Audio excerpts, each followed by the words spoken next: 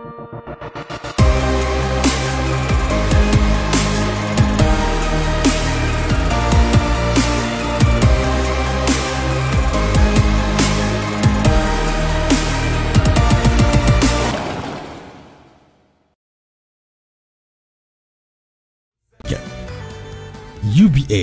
Africa's Global Bank.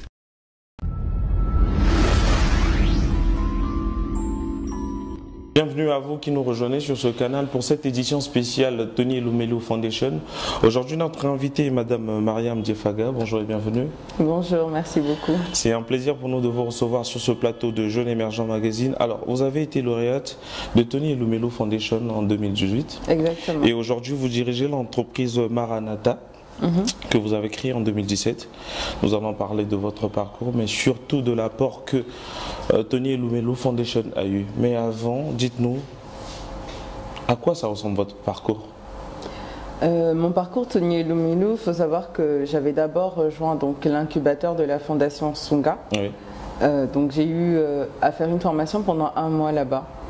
Et au sorti justement de cette formation, à l'incubateur Sunga sur l'entrepreneuriat féminin. Il était question donc de pouvoir justement avoir un prêt au niveau de la banque, un prêt qui serait à un taux d'intérêt favorable, donc pour pouvoir soutenir justement les jeunes femmes que nous étions à pouvoir entreprendre.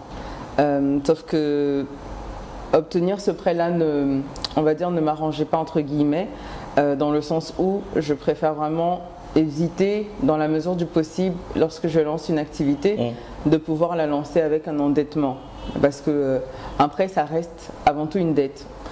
Et à la fin de cette formation d'1 mois, c'est une amie qui va donc me parler de la fondation Tony Elumelu et puis de ce programme de formation avec à la clé $5000, ce qui était très intéressant pour moi parce que du coup ça me permettait de pouvoir lancer l'activité sans avoir donc à obtenir un prêt à côté.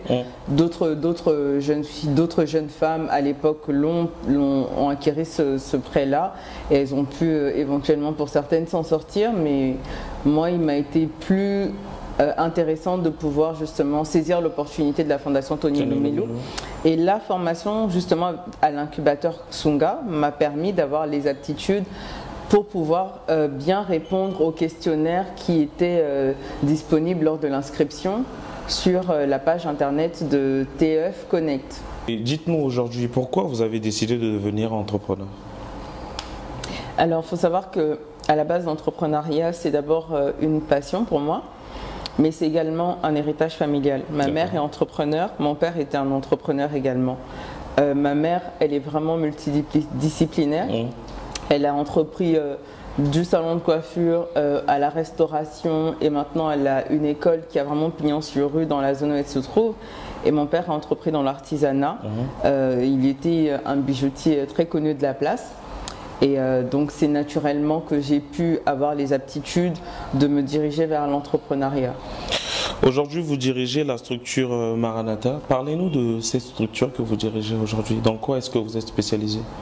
Alors Maranatha, c'est d'abord quelque chose qui naît d'une passion, ma passion pour la photographie. La première fois qu'on m'a offert un appareil photo Reflex, donc qui est un appareil photo amateur professionnel, on va dire, j'ai donc commencé à faire des photos de paysages. Lorsqu'on organisait des soirées, je faisais des photos et c'est vraiment naturellement que je le faisais. Je prenais plaisir à retoucher ces photos et à les publier ensuite sur les réseaux sociaux, à envoyer à toutes les personnes qui apparaissaient sur ces images-là. Et donc, quand je suis rentrée au pays, j'ai forcément continué mon parcours naturel parce que j'ai fait des études en droit. Mais ce n'est pas vraiment ce qui me passionnait grandement, on va dire. J'aime beaucoup le droit, mais ce n'est pas ça qui me passionnait. J'ai quand même continué à faire de la photographie juste pour m'amuser. Et quand j'ai donc dû abandonner on va dire le cursus privé, c'est-à-dire le salariat, pour pouvoir rejoindre la boîte familiale à l'époque, pour continuer justement l'héritage de la bijouterie de mon père qui est décédé entre-temps, je me suis dit que c'était l'occasion pour moi de pouvoir faire ce que moi aussi j'aimais. Donc j'ai lancé justement des activités de photographie qui étaient maintenant payantes. Et c'est au travers justement de la fondation Tony Elumelu et l'exigence de pouvoir avoir donc une société bien établie, bien structurée, que j'ai lancé, j'ai pu justement ouvrir l'établissement en communication, centré principalement sur la couverture événementielle en juillet 2017. Alors vous avez été lauréat de Tony Elumelu Foundation. Vous avez eu une récompense financière, mais en dehors de cette récompense, quel a été le bienfait majeur de ce programme? Alors, c'est très étonnant, mais je pense que le bienfait de ce programme, c'était vraiment le réseautage avec les autres lauréats. Dans le sens où, pour pouvoir justement avancer dans notre parcours en formation, au niveau de l'établissement du business plan, il nous fallait être vraiment unis, il nous fallait être en train de communiquer en fait entre nous. Donc à s'entraider, on a eu à faire des rencontres. Je me rappelle, on avait fait une rencontre à Casino pour discuter, pour voir comment les autres avançaient dans leur business plan. Et ce réseautage-là, c'est ces tips-là, on va dire ces conseils qu'on se donnait entre nous qui nous a aidés également à persévérer. Il y a notamment une de nos lauréates en 2018 qui s'appelle Exo Singala. Et cette jeune femme, elle était tout le temps en train de veiller sur toute l'équipe en fait. C'est elle qui nous a appelé pour dire qu'il y a un deadline demain sur telle activité, il faut le faire. Des trucs pour lesquels nous on n'était pas au courant. Et je dois dire que si je suis allée au bout justement de cette formation-là, c'est grâce en majeure partie d'ailleurs à Exaucé, parce qu'elle nous réveillait toujours. Et vraiment c'est ça que j'ai gardé. Le réseautage a été très important et ça nous a permis de nous soutenir après l'acquisition des fonds, de pouvoir relayer les informations sur les activités de chacun, donc avoir une grande portée, plus grande visibilité. Et également la formation en elle-même, c'est-à-dire qu'on a appris beaucoup sur comment justement avoir un bon business plan bien établi, à réfléchir en fait sur la clientèle qu'on est en train de cibler. Donc ça a vraiment permis à ce qu'on puisse structurer nos idées, parce que quand on entreprend, on a une idée et souvent on a plein d'idées qui sont autour, mais vraiment la formation nous a permis à tout structurer pour bien terminer la chose. Les gens peuvent se demander comment souscrire à la formation. Quel est le processus aujourd'hui pour souscrire à ce programme de Tony Elumelu Foundation? Aujourd'hui, on a la chance d'avoir quand même la banque UBA sur place. Donc pour les personnes qui n'ont pas le réflexe peut-être d'aller sur Internet, c'est déjà de se rapprocher auprès de la banque. Mais sinon, aujourd'hui, je pense qu'on sait tous utiliser Google. C'est vraiment de se renseigner en tapant TEF Connect ou en tapant simplement Fondation Tony Elumelu. En tout cas, il y a beaucoup de mots-clés qui aujourd'hui peuvent nous permettre sur Google justement de connaître les procédures.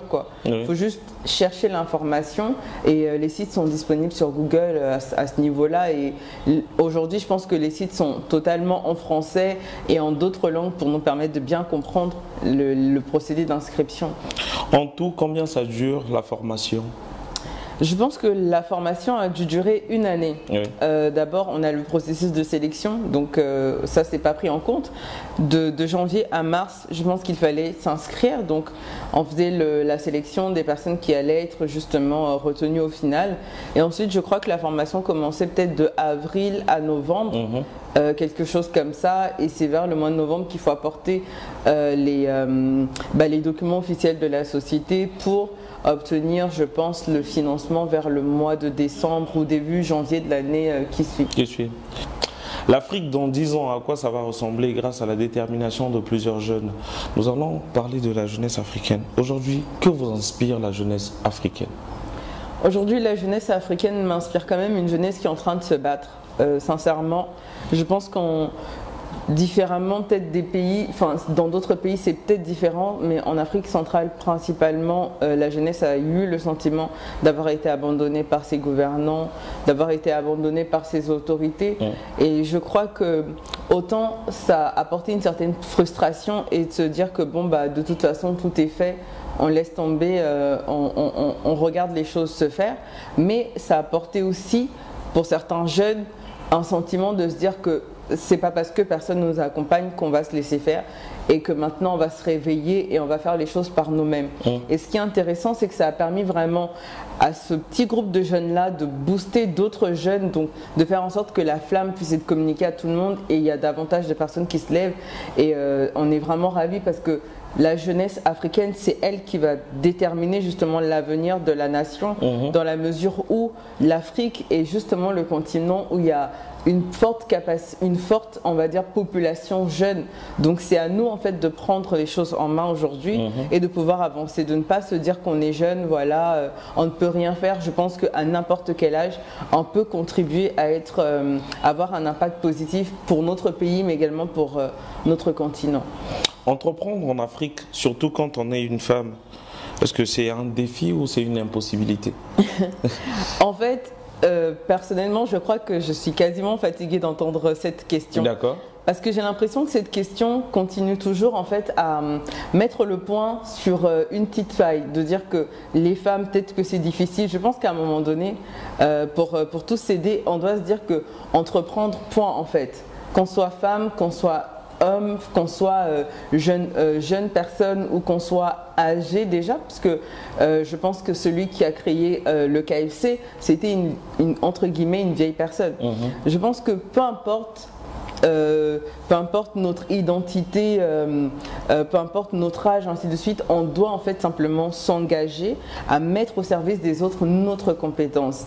Et si on doit pouvoir considérer l'entrepreneuriat féminin, eh bien ça fait longtemps que les femmes entreprennent. Je veux dire, les marchés sont remplis de femmes justement, elles entreprennent dans le commerce. C'est peut-être quelque chose qu'on ne considère pas, mais ça reste une activité, ça reste une structure qu'elles ont eu à mettre en place, à s'organiser d'elles-mêmes.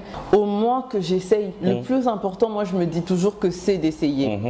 Et je me dis, essayer, ça nous évite des regrets plus tard. Parce que tu verras ton voisin qui finalement a fait la formation, il a obtenu justement le financement, tu vas commencer à jalouser, mais tu aurais pu toi aussi essayer. Donc, dans toutes les opportunités qui viennent à nous, juste essayons. On ne perd rien à essayer. Quels sont vos objectifs à long terme aujourd'hui avec votre boîte de communication, mais également avec d'autres entreprises? Vous souhaitez coopérer ou encore créer d'autres activités?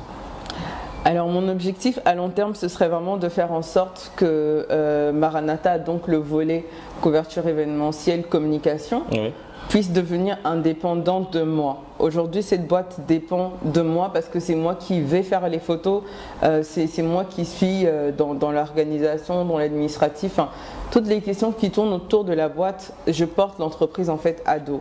Aujourd'hui, je veux faire en sorte que cette entreprise puisse avoir son indépendance, qu'il y ait d'autres personnes qui vont travailler pour Maranatha justement et pour me permettre ensuite de pouvoir m'adonner à d'autres passions que j'ai, investir dans l'immobilier que j'aime beaucoup, dans l'artisanat, d'autres secteurs également qui me passionnent tout autant que la photographie. Je ne veux pas me coincer dans un seul domaine en fait. Mariam Djefega, c'était un plaisir pour nous de vous recevoir sur ce plateau de Jeune Émergent Magazine spécial Tony Elumelu Foundation. Plaisir partagé. Alors, quel est votre dernier mot? Mon dernier mot, ce serait simplement de dire à la jeunesse de se réveiller. Je pense qu'aujourd'hui, si nous ne faisons pas les choses, personne ne viendra le faire à notre place. Et il ne faut pas attendre demain, il faut se dire aujourd'hui je vais le faire. Et le fait de se dire aujourd'hui je vais le faire, ça permettra justement à notre cerveau de mettre en place des circuits de connexion pour justement nous donner des idées sur comment faire les choses en fait. Le cerveau pourra te donner de contacter telle personne ou d'aller sur internet pour faire des recherches. Mais en tout cas, le fait de se dire que je dois le faire, que je peux le faire, ça va nous donner d'avoir accès à des opportunités qui nous aideront à aller là où on doit y aller. Donc il faut juste se réveiller et se battre. Merci beaucoup. De rien, merci à vous. The future of Africa is in your hands.